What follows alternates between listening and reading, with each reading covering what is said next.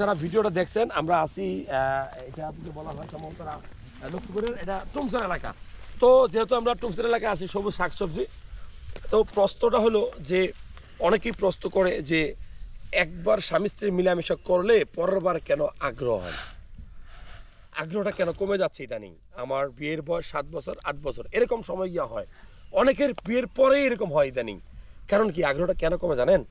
এটা হচ্ছে মূলত আপনার ডিপ্রেশন, আপনার ওয়াইফের প্রতি আপনার ভালোবাসা কম, বা আপনার ওয়াইফ আপনাকে কম ভালোবাসে, রিলেশনটা ব্রেক আপ, অথবা আপনি সারাদিন যে খাবারগুলো খাচ্ছেন সেগুলো পুষ্টিকর না। কীরকম পুষ্টিকর না? অখাদ্য কুখাদ্য বেশি খাচ্ছেন, junk food, fast food, trans fat, এগুলো খাওয়ার উপরেই আছেন। কিন্তু আপনি জানেন না যে পালং শাক খেতে হয়, কলমি শাক খেতে হয়, কাঁচা কলা খাইতে হয়, কলার ভর্তা খাইতে হয়, কলার বিচি সহ খাইতে হয়, তরমুজ খাইতে হয়, তরমুজের বিচি সহ খাইতে হয়। এই খাবারগুলো জানেন না। লাল মাংস সপ্তাহে 2-3 দিন খাইতে হয়, 2-3 দিন সপ্তাহে 2-3 দিন আপনি আপনার এই একটা আপেল খাবেন, এটা ভুলে গেছেন। সবুজ পেয়ারা খাবেন, এটা ভুলে গেছেন। সো খাদ্য অভ্যাসটা ইম্পর্টেন্ট।